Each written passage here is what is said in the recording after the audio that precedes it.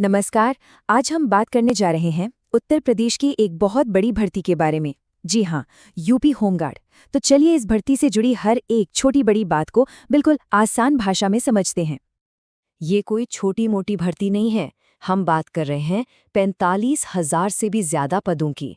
ये नंबर अपने आप में बताता है कि ये कितना बड़ा मौका है। इसमें एक बहुत बड़ा बदलाव भी हुआ है। पहले क्या होता था, होमगार्ड की भर्ती लोकल लेवल पर होती थी और पारदर्शिता पर सवाल उठते ही रहते थे। लेकिन अब इस पूरे सिस्टम को बदल दिया गया है। अब भर्ती की पूरी जिम्मेदारी सीधे UP police recruitment and promotion board की होगी।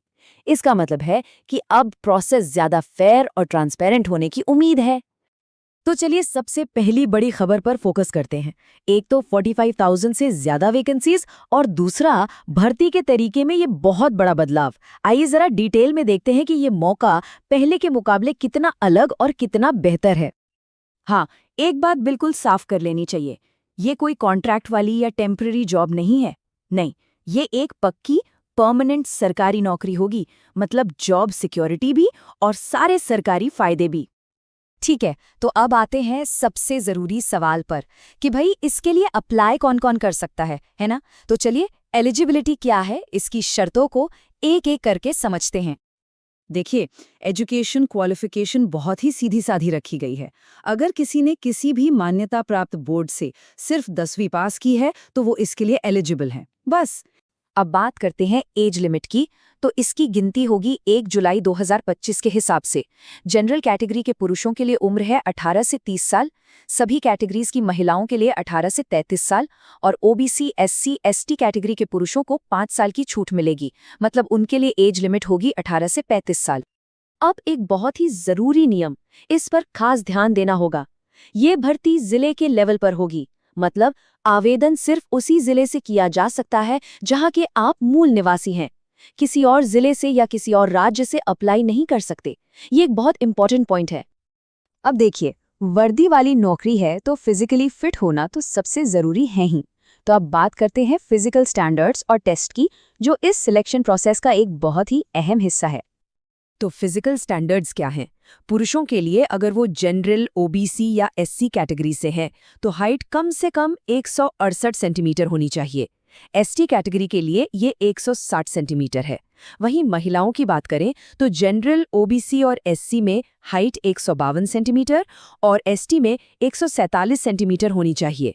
और हाँ, महिलाओं का वजन कम से कम 40 किलो होना जरूरी है। फिजिकल टेस्ट में दौड़ भी होगी।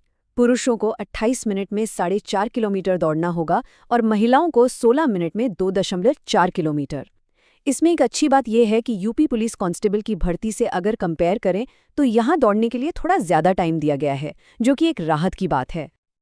और ये जानना बहुत ज़रूरी है कि ये जो फिजिकल टेस्ट है ये सिर्फ क्वालिफाइंग नेचर का है। मतलब इसके कोई नंबर नहीं जुड़ेंगे, बस इसे पास करना है।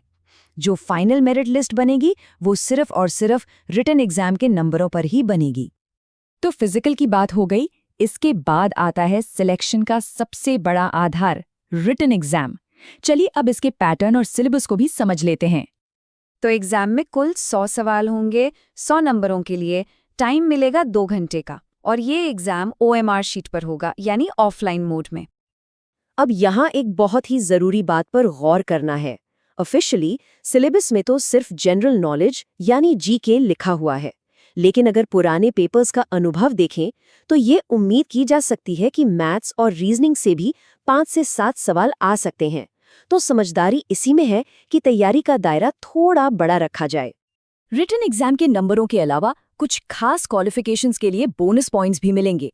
जैसे एनसीसी सी सर्टिफिकेट है तो 3 पॉइंट, बी है तो 2 और ए है तो 1 पॉइंट। स्काउट गाइड सर्टिफिकेट का भी 1 पॉइंट है और अगर 4 व्हीलर ड्राइविंग लाइसेंस है तो उसका भी 1 पॉइंट मिल सकता है। ये पॉइंट्स मेरिट में ऊपर आने में काफी हेल्प कर सकते हैं। तो पूरी प्रक्रिया कुछ इस तरह से होगी। सबसे पहले होगा रिटन एग्जाम। जो इसमें पास होंगे उनका होगा फिजिकल टेस्ट। उसके बाद रिटन एग्जाम और बोनस अंकों को मिलाकर बने भी मेरिट लिस्ट। फिर होगा मेडिकल टेस्ट और आखिर में आएगी फाइनल सिलेक्शन लिस्ट। एक और जरूरी बात जान लीजिए, इस भर्ती में कोई वेटिंग लिस्ट नहीं होगी। इसका मतलब ये है कि अगर कोई चुना हुआ कैंडिडेट ज्वाइन नहीं करता है तो वो सीट खाली रह जाएगी, वो अगली भर्ती में जुड़ेगी। लेकिन मेरिट में जो अगला कैंडिडेट है उसे मौका नहीं मिलेगा।